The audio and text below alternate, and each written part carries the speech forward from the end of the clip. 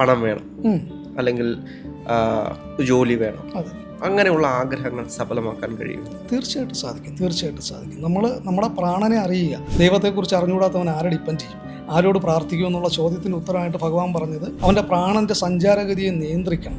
അപ്പോൾ ശരയോഗ അഭ്യാസത്തിലൂടെ ഈ പറയുന്ന രീതിയിൽ നമ്മുടെ ആഗ്രഹങ്ങളിലേക്ക്, നമ്മുടെ ഇച്ഛകളിലേക്ക്, ആഗ്രഹങ്ങളെ ഇച്ഛകളാക്കി മാറ്റാൻ പഠിക്കണം. ശരിക്കും ഈ പറയുന്ന മാനിഫെസ്റ്റേഷനോ ലോ ഓഫ് അട്രാക്ഷനോ പ്രവർത്തിക്കുന്നത് മനസ്സിലല്ല.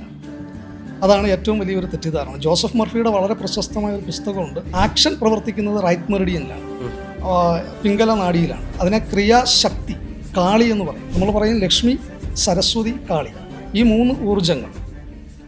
ഇത് 10 വായുക്കളുള്ളിലേക്ക് പോയി 16 ഡയമെൻഷനിൽ 3 നാഡികളിലൂടെ പ്രവർത്തിക്കും. ഇട, പിംഗല, സുഷ്മിന, പ്രധാനപ്പെട്ട 3 നാഡികളിലൂടെ പ്രവർത്തിക്കും. ഈ ശ്വാസത്തിൻ്റെ ഉള്ളിൽ പഞ്ചഭൂതങ്ങളുടെ അനുപാതമുണ്ട്. 5 എലമെൻസിൻ്റെ അനുപാതമുണ്ട്. അതായത് നമ്മുടെ ശ്വാസത്തിൽ തന്നെ ഭൂമി തത്വം പ്രവർത്തിക്കുന്നുണ്ട്, നമ്മുടെ ശ്വാസത്തിൽ ജലതത്വം പ്രവർത്തിക്കുന്നുണ്ട്, നമ്മുടെ ശ്വാസത്തിൽ അഗ്നിതത്വം പ്രവർത്തിക്കുന്നുണ്ട്. ഇപ്പോൾ നമ്മൾ ഈ പറയുന്ന അഘോരികളെയൊക്കെ നമ്മൾ കുറിച്ച് പുസ്തകത്തിലൊക്കെ രാമേന്ദ്ര മാസ്റ്ററുടെയും വീരേന്ദ്രകുമാർ സാറിൻ്റെയൊക്കെ പുസ്തകം വായിക്കുമ്പോൾ അഘോരികൾ അവിടെ കൊടും തണുപ്പത്ത് അല്പവസ്ത്രധാരികളായിട്ട് നടക്കുന്നു, അവർക്ക് സാധാരണ മനുഷ്യരെ ബാധിക്കുന്ന ഒന്നും വരുന്നില്ല എന്ന് പറയുന്നു. ആ തണുപ്പിനെ അവർ പ്രതിരോധിക്കുന്നത് അവരുടെ ശ്വാസത്തിൽ അഗ്നിതത്വം വർദ്ധിപ്പിച്ചുകൊണ്ടാണ്. അവർക്ക് ആ തണുപ്പ് അവർക്ക് അസുഖകരമായിട്ട് അനുഭവപ്പെടില്ല, അവർക്കതിനെ ഹാൻഡിൽ ചെയ്യാൻ പറ്റും. അപ്പോൾ നമ്മുടെ ഉള്ളിൽ അഗ്നിതത്വം പ്രവർത്തിക്കുന്നുണ്ട്, നമ്മുടെ ഉള്ളിൽ വായുതത്വം പ്രവർത്തിക്കുന്നുണ്ട്, നമ്മുടെ ഉള്ളിൽ ഈ പറയുന്ന ആകാശതത്വവും പ്രവർത്തിക്കുന്നുണ്ട്. നമ്മൾ ഈ ഭൂമിതത്വം പ്രവർത്തിക്കുമ്പോൾ അത് സിദ്ധിയിലേക്ക് മാറും. അങ്ങ് പറഞ്ഞ സിദ്ധി. ഇപ്പം സിദ്ധികൾ പറയുമ്പം അണിമാസിദ്ധി, ലഘിമാസിദ്ധി, ഗരിമാസിദ്ധി, മഹിമാസിദ്ധി, ഈശിത്വസിദ്ധി, വശിത്വസിദ്ധി, പ്രാകാമ്യസിദ്ധി, ഭുക്തിസിദ്ധി, ഇച്ഛാസിദ്ധി, പ്രാപ്തിസിദ്ധി, സർവ്വകാമസിദ്ധി, ഇത്രയും സിദ്ധികളെക്കുറിച്ച് ഖഡ്ഗമാല സ്തോത്രം പറയുന്നുണ്ട്. അപ്പോൾ ഈ സിദ്ധികളെല്ലാം തന്നെ ഈ ശരിക്കും നമ്മുടെ ശ്വാസത്തിൽ, നമ്മുടെ പ്രാണനിലാണ് പ്രവർത്തിക്കുന്നത്. ഇത് നമ്മുടെ ശ്വാസത്തിലൂടെ ഇട, പിംഗല, സുഷ്മിന നാഡികളിലൂടെ പ്രവർത്തിക്കുന്നുണ്ട്. അതാണ് ഇച്ഛാശക്തി, ജ്ഞാനശക്തി, ക്രിയാശക്തി സ്വരൂപിണി എന്ന് ദേവിയെ ലളിതാ സഹസ്രനാമത്തിൽ വിശേഷിപ്പിച്ചിരിക്കുന്നത്. നമ്മുടെ ഉള്ളിൽ പ്രവർത്തിക്കുന്ന ഊർജ്ജമാണ്. അപ്പോൾ അതിൽ നമുക്ക് ഈ പറയുന്ന സിദ്ധികൾ പോസിബിളാണ്. അതിൽ പറയുന്നുണ്ട്. ഇപ്പോൾ ഹനുമാൻ വായുപുത്രനാണ്, ആഞ്ജനേയൻ അദ്ദേഹം വായുപുത്രനാണ്. വായുവിനെക്കുറിച്ചാണല്ലോ നമ്മൾ സംസാരിക്കുന്നത്, അല്ലേ? അദ്ദേഹത്തിന് രാമായണം പറയുന്നു, അദ്ദേഹം ലങ്കയിലേക്ക് പോകാൻ സമുദ്രം ചാടിക്കടന്നപ്പോൾ തൻ്റെ ശരീരത്തിനെ ആകാശത്തോളം വലുതാക്കി. അതൊരു സിദ്ധിയല്ലേ, ഗരിമ. അവിടെ എത്തിക്കഴിഞ്ഞതിന് ശേഷം അദ്ദേഹത്തിൻ്റെ ശരീരത്തെ കടുകുമണിയോളം ചെറുതാക്കി, രാക്ഷസന്മാരുടെ കണ്ണിപ്പെടാതിരിക്കാൻ. അതൊരു സിദ്ധിയല്ലേ, ലഘിമ. പക്ഷേ ഈ കാലഘട്ടത്തിൽ നമുക്ക് നമ്മുടെ ശരീരത്തിന് 1 ഇഞ്ചെങ്കിലും എന്തെങ്കിലും ഒരു സിദ്ധി ഉപയോഗിച്ച് വലുതാക്കാനോ ചെറുതാക്കാനോ സാധിക്കും? ഇല്ലല്ലോ. അപ്പോൾ അതിൻ്റെ പുറകെ പോകുന്നതിൽ എന്താ അർത്ഥം? ഒരർത്ഥമില്ല. അതിനൊരു രസകരമായൊരു കഥയുണ്ട്. ഒരിക്കൽ ശ്രീരാമകൃഷ്ണ പരമഹംസരുടെ അടുത്ത് ഒരാൾ വന്നിട്ട് പറഞ്ഞു, ഗുരു, ഞാൻ ഒരു സിദ്ധി നേടിയെന്ന് പറഞ്ഞു. അപ്പോൾ പറഞ്ഞു, എന്ത് സിദ്ധിയാണ് നേടിയത്? ഞാൻ ജലത്തിന് മുകളിലൂടെ നടക്കാനുള്ള സിദ്ധി നേടി. ഞാനിപ്പോൾ ഈ നദിക്ക് മുകളിൽ നടന്നാണ് ഞാൻ വന്നത് എന്ന് പറഞ്ഞു. അപ്പോൾ ഗുരു പറഞ്ഞു, നല്ല കാര്യം, നീ ഈ സിദ്ധിക്ക് വേണ്ടി എത്ര വർഷം നീ ചിലവഴിച്ചു? ഞാൻ 10 വർഷം കഠിന തപസ് ചെയ്താണ് ഈ സിദ്ധി നേടിയതെന്ന് പറഞ്ഞു. അപ്പോൾ അദ്ദേഹം പറഞ്ഞു, നീ ഒരു 10 രൂപ വള്ളക്കാരന് കൊടുത്തിരുന്നെങ്കിൽ നിനക്കിങ്ങ് വന്നുകൂടായിരുന്നു, എന്തിനാ 10 വർഷം കളഞ്ഞത് എന്ന് ചോദിച്ചു. അതുപോലെയാണ് ഈ സിദ്ധിക്ക് പുറകെയുള്ള മനുഷ്യരുടെ അലച്ചിലെന്ന് പറയുന്നത്. ഒരർത്ഥമില്ല. പക്ഷേ ഇന്നത്തെ കാലത്തെ മനുഷ്യരുടെ അവരാഗ്രഹിക്കുന്ന സിദ്ധി എന്ന് പറയുന്നത് അവരിലേക്ക് മുഴുവൻ ധനവും എത്തിച്ചേരുക, മറ്റുള്ളൊരാളെ അവരുടെ നിയന്ത്രണത്തിലാക്കുക, ഇങ്ങനെയുള്ള ആഗ്രഹങ്ങളാണ് സാധാരണ മനുഷ്യനെ സംബന്ധിച്ച് അവർ സിദ്ധിയായിട്ടും, ഈ സിദ്ധികളാണ് തങ്ങൾക്ക് വേണ്ടത്, സമ്പൽ സമൃദ്ധി കൊണ്ടുവരിക. പക്ഷേ അത് ഒരു കണക്കിന് നോക്കുകയാണെങ്കിൽ അതും നല്ലൊരു കാര്യം തന്നെയല്ലേ? ഇന്നത്തെ കാലത്ത് ജീവിക്കണമെങ്കിൽ സമ്പൽ സമൃദ്ധി ഉണ്ടെങ്കിലല്ല കഴിയുകയുള്ളൂ. ഇപ്പോൾ ഇതിനകത്ത് അങ്ങെല്ലാം പറഞ്ഞു, സമ്പൽ സമൃദ്ധി വേണം, മറ്റൊരാളെ തന്നിലേക്ക് കൊണ്ടുവരണം, അല്ലെങ്കിൽ എനിക്കെതിരെ നിൽക്കുന്ന ഒരാളെ ഒന്നുകിൽ അനുകൂലമാക്കണം, അല്ലെങ്കിൽ അവന് ബുദ്ധിമുട്ടുണ്ടാക്കണം. ഇതെല്ലാം അതിനകത്ത് വരുന്നുണ്ട്. അപ്പോൾ നമുക്കിതിനെ സർവ്വകാമസിദ്ധി എന്ന് പറഞ്ഞൂടെ? സർവ്വകാമസിദ്ധി, എല്ലാ ആഗ്രഹങ്ങളും നടക്കുന്ന ഒരു സർവാഭീഷ്ടസിദ്ധി, എല്ലാ ആഗ്രഹങ്ങളും നടക്കുന്ന ഒരു തലം. ഇത് തന്നെയല്ലേ ഇന്നിപ്പം മൈൻഡ് ലെവൽ പ്രാക്ടീസുകളിൽ പറയുന്ന മാനിഫെസ്റ്റേഷൻ എന്ന് പറയുന്നത്. എല്ലാം മാനിഫെസ്റ്റ് ചെയ്യുന്നു, ലോ ഓഫ് അട്രാക്ഷൻ എന്നൊക്കെ പറയുന്നത്. ശരിക്കും ഈ പറയുന്ന മാനിഫെസ്റ്റേഷനോ ലോ ഓഫ് അട്രാക്ഷനോ പ്രവർത്തിക്കുന്നത് മനസ്സിലല്ല. അതാണ് ഏറ്റവും വലിയൊരു തെറ്റിദ്ധാരണ. ജോസഫ് മർഫിയുടെ വളരെ പ്രശസ്തമായ ഒരു പുസ്തകമുണ്ട്, the power of sub conscious mind. ഞാൻ പറയും മനുഷ്യനെ ഏറ്റവും കൂടുതൽ തെറ്റിദ്ധരിപ്പിച്ച പുസ്തകമാണെന്ന് പറയും. എന്തുകൊണ്ടാണ്? കാരണം എല്ലാവരും ഇപ്പോൾ ഇന്റർവ്യൂസിലാണെങ്കിലും മറ്റെല്ലായിടത്തും ആ പുസ്തകത്തിൽ ഓരോ കോട്ടുകളുമാണ് പറയുന്നത്. ആ പുസ്തകം എങ്ങനെയാണ് എല്ലാവരെയും വഴിതെറ്റിക്കുന്നത്? മനസ്സിന് പ്രധാനപ്പെട്ട 5 തലങ്ങളുണ്ടെന്നാണ് മനഃശാസ്ത്രം പറയുന്നത്, ഫ്രോയിഡ് പറയുന്നത്. ഒന്ന് കോൺഷ്യസ് മൈൻഡ്, ബോധതലം. അതായത് ഞാൻ എൻ്റെ അറിവിലും ഞാൻ പുസ്തകങ്ങളിൽ നിന്ന് പഠിച്ചതോ എനിക്ക് എൻ്റെ ഗുരുക്കന്മാർ, എൻ്റെ അധ്യാപകർ പറഞ്ഞു തന്നതോ ഒക്കെ ആയിട്ടുള്ള അറിവ്, ഞാൻ ആർജിച്ചെടുത്തിട്ടുള്ള അറിവ്, പിന്നെ ഞാൻ എൻ്റെ അനുഭവം, ആരും പഠിപ്പിക്കാതെ തന്നെ നമ്മൾ അനുഭവങ്ങളിൽ നിന്ന് കുറേ കാര്യങ്ങൾ പഠിക്കും. അപ്പോൾ എൻ്റെ നോളജും എൻ്റെ എക്സ്പീരിയൻസും ഇത് കമ്പൈൻ ചെയ്യുമ്പോൾ നമുക്ക് നമ്മുടെ ഇൻ്റലിജൻസ് എന്ന് പറയാൻ പറ്റും. ഇൻ്റലിജൻസ് അതാണ് നമ്മുടെ ബുദ്ധി എന്ന് പറയുന്നത്. അപ്പോൾ ഈ ബുദ്ധിയിൽ കുറേ പേര് ജീവിക്കും, കുറേ പേര് ഈ പറയുന്ന ഇൻ്റലിജൻസിൽ മാത്രം ജീവിക്കുന്ന ആൾക്കാരുണ്ട്. ഇപ്പം നമ്മുടെ യുക്തിവാദി ആയിട്ടുള്ള രവിചന്ദ്രൻ സാറ്, മൈത്രേയൻ സാറ്, അവരൊക്കെ അവരുടെ ഇൻ്റലിജൻസിൽ ജീവിക്കുന്ന പ്രവർത്തിക്കുന്നവരാണ്. ഈ ഇൻ്റലിജൻസിൽ ജീവിക്കുന്നവരെ മാനിപ്പുലേറ്റ് ചെയ്യാൻ ഭയങ്കര ബുദ്ധിമുട്ടാണ്. അവരെ ചൂഷണത്തിനൊന്നും വിധേയമാക്കാൻ പെട്ടെന്ന് പറ്റില്ല, അവരെ കബളിപ്പിക്കാനൊന്നും പെട്ടെന്ന് പറ്റില്ല. അവർ ആ യുക്തിയിൽ നിൽക്കുന്ന ആൾക്കാരാണ്. ഇത് കോൺഷ്യസ് മൈൻഡാണ്. അതിന് അവസ്ഥകളിൽ പറയുന്നത് ജാഗ്രത എന്നാണ്. ജാഗ്രത ആ ജാഗ്രത നിൽക്കുന്ന ആൾക്കാരാണ് അവരെല്ലാം. രണ്ടാമത്തെ ഒരു തലമുണ്ട്, നിർഭാഗ്യവശാൽ ഈ പറയുന്ന ആത്മീയ അന്വേഷണത്തിന് പോകുന്നവരെല്ലാം ചെന്ന് നിൽക്കുന്ന ആ സ്ഥലത്താണ്. ആ അവസ്ഥയ്ക്ക് പറയുന്ന പേര് സ്വപ്നം എന്നാണ്. ആ അവസ്ഥയ്ക്ക് പറയുന്ന പേര് സ്വപ്നം എന്നാണ്. മൈൻഡിൽ ആ ലെവലിന് പറയുന്ന പേര് സബ് കോൺഷ്യസ് മൈൻഡ് എന്നാണ്, ഉപബോധ തലം എന്നാണ്. ഈ ഉപബോധ തലത്തിൻ്റെ പ്രത്യേകത അതിന് ബോധം ഇല്ല എന്നുള്ളതാണ്. ഈ പറയുന്ന ഇൻ്റലിജൻസ് അവിടെ വർക്ക് ചെയ്യുന്നില്ല എന്നുള്ളതാണ്. വൈകാരികതയാണ് അവിടെ പ്രവർത്തിക്കുന്നത്. വൈകാരികത. നമ്മൾ പണ്ട് കാലങ്ങളിൽ എനിക്ക് തോന്നുന്നു 1990 കാലഘട്ടത്തിലേക്ക് ഒരു സിനിമ റിലീസായി, ആകാശഗംഗ എന്ന് പറഞ്ഞു. ആകാശഗംഗയല്ല, ആകാശദൂത് എന്ന് പറഞ്ഞൊരു സിനിമ റിലീസായി. അതൊരു കൊടൂര ട്രാജഡി സിനിമയാണ്. നായകൻ കൊല്ലപ്പെടും, നായികയ്ക്ക് ക്യാൻസർ വരുന്നു, ബ്ലഡ് ക്യാൻസർ വരുന്നു. പിന്നെ കുട്ടികൾ അനാഥരാകാതിരിക്കാൻ വേണ്ടി നായികരുടെ എല്ലാം ഓരോ ഫാമിലി കൊണ്ടുവന്നു. ഇത് കണ്ട് എല്ലാ പ്രേക്ഷകരും പൊട്ടിക്കരഞ്ഞു. 90 കാലഘട്ടം, അന്ന് സോഷ്യൽ മീഡിയ ഒന്നുമില്ല. അപ്പോൾ ഇതിൻ്റെ ഒരു റിസൾട്ട് ഇമ്പാക്റ്റ് കണ്ടപ്പോൾ ഇതിൻ്റെ അണിയറ പ്രവർത്തകരെല്ലാം വലിയ ആവേശത്തിലായി. അവരൊരു പരസ്യം കൊടുത്തു, അന്ന് പത്രങ്ങളിലൊരു പരസ്യം കൊടുത്തു, ഈ സിനിമ കണ്ടിട്ട് കരയാതെ പുറത്തിറങ്ങുന്നവർക്ക് സമ്മാനം ഉണ്ടെന്ന് പറഞ്ഞു. പക്ഷേ ആർക്കും സമ്മാനം കൊടുക്കേണ്ടി വരില്ല, കാരണം എല്ലാവരും കരഞ്ഞിട്ട് ഇറങ്ങുന്നത്. ഒരു സിനിമ 500 പേര് കാണുന്നുണ്ട്.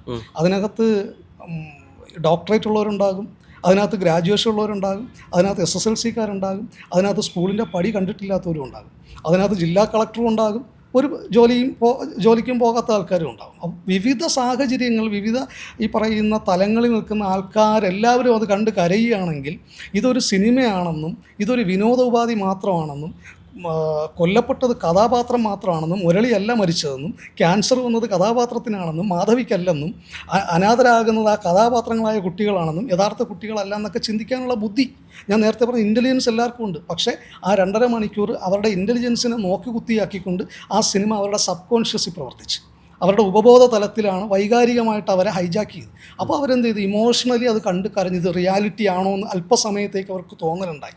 പലപ്പോഴും ആത്മീയതയിൽ ഈ തോന്നലുകൾക്ക് പുറകെയാണ് ആൾക്കാർ സഞ്ചരിക്കുന്നത്. ബഹുഭൂരിപക്ഷവും ഈ പറയുന്ന സബ് കോൺഷ്യസിൽ നിന്നുകൊണ്ടാണ് അവർ പ്രവർത്തിക്കുന്നത്. അവിടെ മാനിഫെസ്റ്റേഷൻ അല്ല നടക്കുന്നത്, മാനിപ്പുലേഷനാണ് നടക്കുന്നത്. സബ് കോൺഷ്യസ് മൈൻഡിൽ യഥാർത്ഥത്തിൽ മാനിപ്പുലേറ്റ് ചെയ്യുകയാണ്. ഹിപ്നോട്ടിസ്റ്റുമാരെന്താ ചെയ്യുന്നത്? ഒരു സബ്ജക്റ്റിനെ കണ്ടു, അയാൾക്കൊരു സജഷൻ കൊടുത്തുകൊണ്ട്, ഇപ്പോൾ ഒരു ഹിപ്നോട്ടിക് തെറാപ്പി ആണെങ്കിൽ ഇപ്പോൾ എനിക്ക് ആത്മവിശ്വാസമില്ല, അപ്പോൾ ഒരു ഹിപ്നോ തെറാപ്പിസ്റ്റിൻ്റെ സേവനം തേടി അദ്ദേഹം എന്നെ ട്രാൻസിലേക്ക് കൊണ്ടുപോയി എൻ്റെ സബ് കോൺഷ്യസ് ആക്റ്റീവാക്കി. എന്നിട്ട് പറഞ്ഞു, നിൻ്റെ ആത്മവിശ്വാസം വർദ്ധിച്ചു കൊണ്ടേയിരിക്കുകയാണെന്നൊക്കെ പറഞ്ഞു. അത് കഴിയുമ്പോൾ എനിക്ക് ആ തെറാപ്പി കഴിയുമ്പോൾ എനിക്ക് ഇച്ചിരി ആത്മവിശ്വാസം അനുഭവപ്പെടും. അതേസമയം ഇപ്പോൾ സ്റ്റേജ് ഹിപ്നോട്ടിസം ചെയ്യുന്ന ആൾക്കാരുണ്ടല്ലോ, മെൻ്റലിസ്റ്റുമാരൊക്കെ ഉണ്ടല്ലോ, അവരെ നമ്മളെ സ്റ്റേജിലോട്ട് വിളിച്ചിട്ട് പറയും, നീ നിൻ്റെ പേര് മറന്നുപോയി, അല്ലെങ്കിൽ നീ ഒരു അക്കം മറന്നുപോയി എന്ന് പറയുകയാണ്. അപ്പോൾ താൽക്കാലികമായിട്ട് അതിനുശേഷം നമ്മളോട് ചോദിക്കുക എന്താ പേരെന്ന് ചോദിച്ചാൽ രാഹുൽ എന്നുള്ള പേര് പറയാൻ മറന്നുപോയി. അപ്പോൾ നമ്മളെ മാനിപ്പുലേറ്റ് അല്ലേ ചെയ്തത്. അവിടെ തെറാപ്പിസ്റ്റ് നമുക്ക് ഈ പറയുന്നത് പോലെ നമ്മുടെ ആത്മവിശ്വാസം വർദ്ധിപ്പിച്ചെങ്കിൽ അതിനെ വേണമെങ്കിൽ നമുക്ക് പോസിറ്റീവ് എന്ന് വിശേഷിപ്പിക്കാമെങ്കിൽ, ഇവിടെ മെൻ്റലിസ്റ്റ് നെഗറ്റീവായിട്ട് നമുക്കുണ്ടായിരുന്ന സ്വന്തം പേര് മറന്നു പോകുന്ന തലത്തിലേക്ക് നമ്മളെ മാനിപ്പുലേറ്റ് ചെയ്തു. ഇത് രണ്ടും ചെയ്തത് സബ് കോൺഷ്യസ് മൈൻഡിലാണ് ചെയ്തത്. ഈ മെൻ്റലിസം വർക്ക് ചെയ്തതും സ്റ്റേജ് ഹിപ്നോട്ടിസം വർക്ക് ചെയ്തതും സബ് കോൺഷ്യസിലാണ്, ഹിപ്നോട്ടിക് തെറാപ്പി വർക്ക് ചെയ്തതും ഈ പറയുന്ന സബ് കോൺഷ്യസിലാണ്. സബ് കോൺഷ്യസിൽ ഈ പറയുന്ന മാനിപ്പുലേഷൻ, ഏത് രീതിയിലും മാനിപ്പുലേഷനാണ് നടക്കുന്നത്. മാനിഫെസ്റ്റേഷൻ ഹാപ്പൻസ് ഇൻ പ്രാണ. അത് 3 നാഡികളിലൂടെ, ഇടനാഡിയിലൂടെ പ്രവേശിക്കുന്ന പ്രാണൻ ഇടനാഡിയിൽ ഇച്ഛാശക്തിയായിട്ട് പ്രവർത്തിക്കും. നമ്മുടെ ജീവിതം ഒന്ന് ചിന്തിച്ചാൽ മതി. നമ്മുടെ ജീവിതത്തിൽ നമ്മൾ എന്തെങ്കിലും കാര്യങ്ങൾ നേടുമ്പോൾ, ഇപ്പോൾ ഞാൻ പറയുകയാണ്, ഞാനൊരു കാറ് വാങ്ങി, ഒരു സുപ്രഭാതത്തിൽ കാർ എൻ്റെ വീട്ടുമുറ്റത്ത് വന്നതല്ല. ആദ്യം കാറ് വേണമെന്നുള്ളൊരു ആഗ്രഹം, അപ്പോൾ ആഗ്രഹം മനസ്സിലല്ലേ എന്ന് രാഹുലിന് ചിന്തിക്കാം, അല്ലേ? അങ്ങനെ ചിന്തിക്കും. ഈ മനസ്സിൽ എന്തെല്ലാം ആഗ്രഹങ്ങൾ ഉണ്ടാവാറുണ്ട്. എനിക്ക് അമേരിക്കൻ പ്രസിഡൻ്റ് ആവണമെന്ന് ഒരിക്കൽ ആഗ്രഹം തോന്നിയിട്ടുണ്ട്. അപ്പോൾ ആഗ്രഹങ്ങൾ ഒരുപാട് നമ്മുടെ മനസ്സിൽ വരാറുണ്ട്. ഈ ആയിരക്കണക്കിന് ആഗ്രഹങ്ങൾ വരുമ്പോൾ അതിൽ റിയാലിറ്റിയുമായിട്ട്, യാഥാർത്ഥ്യവുമായിട്ട് ബന്ധപ്പെട്ട് വരുന്ന ആഗ്രഹങ്ങൾ വളരെ കുറച്ചാണ്. ഈ ആഗ്രഹങ്ങളിൽ നിന്ന് തീവ്രമായ ഇച്ഛയായിട്ട് അത് പ്രാണനിലേക്ക് പ്രവേശിക്കുന്നതാണ് ഇച്ഛാശക്തിയായിട്ട് പ്രവർത്തിക്കുന്നത്. അതിൻ്റെ പ്രവർത്തനം നടക്കുന്നത് ഇടശരത്തിലാണ്, ഇടനാഡിയിലാണ്. അപ്പോൾ ആ കാറ് വേണമെന്നുള്ളത് മനസ്സിൻ്റെ ആഗ്രഹത്തിൽ നിന്നും പ്രാണനിലേക്ക് ഒരു ഇച്ഛയായിട്ട് മാറി. ഒരുപാട് ആഗ്രഹങ്ങളിൽ നിന്ന് അതിനെ സോർട്ട് ചെയ്ത് പ്രാണനിലേക്ക് എത്തി. അത് ആഗ്രഹം എന്നുള്ളത് ഇച്ഛാശക്തി എന്ന് പറയുന്ന തലത്തിലേക്ക് എത്തി. ആ കാറ് വാങ്ങണം, ഏത് കാറ് വാങ്ങണം, അതിനുള്ള ഫണ്ട് എങ്ങനെ കണ്ടെത്തണം, ഇതെല്ലാം അറിവാണ് അതിലേക്ക് എത്താനുള്ളത്. അത് ജ്ഞാനശക്തിയാണ്. അത് സുഷുമ്നയിലാണ് പ്രവർത്തിക്കുന്നത്, ജ്ഞാനശക്തി. അപ്പോൾ ഇടശരത്തിലൂടെ ഇച്ഛാശക്തിയും സുഷുമ്നയിലൂടെ ഈ പറയുന്ന ജ്ഞാനശക്തിയും പ്രവർത്തിച്ച് ഈ അറിവിനെയും ജ്ഞാനത്തെയും സമന്വയിപ്പിച്ചുകൊണ്ട് ആക്ഷനിലേക്ക് പോയി. ആക്ഷൻ പ്രവർത്തിക്കുന്നത് റൈറ്റ് മെറിഡിയനിലാണ്, പിംഗല നാഡിയിലാണ്. അതിനെ ക്രിയാശക്തി, കാളി എന്ന് പറയും. നമ്മൾ പറയും ലക്ഷ്മി, സരസ്വതി, കാളി. ഈ 3 ഊർജ്ജങ്ങൾ, ഇത് നമ്മുടെ ഇട സുഷുമ്ന വല 3 നാഡികളാണ്. ഇച്ഛാശക്തി, ജ്ഞാനശക്തി, ക്രിയാശക്തി സമന്വയിക്കുമ്പോഴാണ് അവസാനം ഈ പറയുന്ന അറിവിനെയും ആഗ്രഹത്തെയും ഇച്ഛാശക്തിയെയും ജ്ഞാനശക്തിയെയും സമന്വയിപ്പിച്ചുകൊണ്ട് നമ്മൾ ആക്ഷനിലേക്ക് പോയി, ക്രിയാശക്തിയിലേക്ക് പോയി, ഷോറൂമിൽ പോയി ആ കാറ് വാങ്ങി, മെക്കാനിക്കൽ എനർജി, വണ്ടി ഓടിച്ച് വീട്ടിലേക്ക് വന്നു. അത് ക്രിയയായി, ആക്ഷൻ കംപ്ലീറ്റ് ആയി. That is manifestation. അല്ലാതെ മനസ്സിലിരുന്നുകൊണ്ട് ഇപ്പോൾ ഒരാൾക്ക് നിറയെ കടമുണ്ട്, അയാൾക്ക് കടവും കടത്തിന്മേൽ കടമാണ്. അപ്പോൾ അയാളോട് പറയുകയാണ്, നീ രാവിലെ 5 മണി തൊട്ട് 6 മണി വരെ കണ്ണടച്ചിരുന്ന് നീ വിഷ്വലൈസ് ചെയ്താൽ മതി, നീ അംബാനിയാകുന്നു, നീ അദാനിയാകുന്നു, നീ യൂസഫ് അലി സാഹിബാകുന്നു, നീ കുന്നംകുളത്ത് പുതിയ ലുലു മാൾ തുടങ്ങുന്നു എന്നൊക്കെ നീ വിഷ്വലൈസ് ചെയ്യാൻ പറഞ്ഞു കഴിഞ്ഞാൽ 6 മണി വരെ അവൻ വിഷ്വലൈസ് ചെയ്യും. അവൻ സ്വന്തം പ്രൈവറ്റ് ജെറ്റിലൊക്കെ അവൻ പറക്കും. 6 മണി കഴിഞ്ഞ് അവൻ റിയാലിറ്റി താഴെ വീട്ടിലേക്ക് വരുമ്പോൾ 9 മണി കഴിയുമ്പോൾ ബാങ്കുകാർ ജപ്തി ചെയ്യാൻ വന്ന് നിൽക്കും. That is reality. അപ്പോൾ നമ്മൾ ഈ ഹാലൂസിനേഷൻ എന്ന് പറയുന്ന, ഇല്യൂഷൻ എന്ന് പറയുന്ന, ലൂസിഡ് ഡ്രീമിംഗ് എന്ന് പറയുന്ന തലത്തിലേക്കല്ല, പ്രാണബോധത്തിലേക്ക് എത്തുമ്പോൾ വി വിൽ ഗെറ്റ് ക്ലാരിറ്റി. അത് നമ്മളെ അവയർനെസ്സിലേക്ക്, നമ്മൾ അഷ്ടാംഗയിൽ പറയുന്ന ധാരണ എന്ന് പറയുന്ന അവസ്ഥയിലേക്ക് നമ്മളെ കൊണ്ടുപോകും. ആ അവയർനെസ് ജീവിക്കുമ്പോൾ മാത്രമാണ് നമുക്ക് ഈ പറയുന്ന റിയൽ മാനിഫെസ്റ്റേഷൻസ് സംഭവിക്കുന്നത്. റിയൽ മാനിഫെസ്റ്റേഷൻ ശരനൂലിലൂടെ അങ്ങനെയാണെങ്കിൽ നമ്മുടെ ആഗ്രഹങ്ങൾ സഫലമാക്കാൻ കഴിയില്ലേ? അല്ലെങ്കിൽ ഇത്തരത്തിലുള്ള ഇപ്പോൾ പണം വേണം, അല്ലെങ്കിൽ ജോലി വേണം, അങ്ങനെയുള്ള ആഗ്രഹങ്ങൾ സഫലമാക്കാൻ കഴിയുമോ? തീർച്ചയായിട്ടും സാധിക്കും. നമ്മൾ നമ്മുടെ പ്രാണനെ അറിയുക. ശരയോഗയുടെ വിശദീകരണം തന്നെ മഹാദേവൻ പറഞ്ഞത്, ദേവി ഭഗവാനോട് ചോദിക്കുകയാണ്, ഭൂമിയിൽ ജീവിക്കുന്ന ഒരു മനുഷ്യന് ദൈവത്തെക്കുറിച്ച് അറിയില്ല.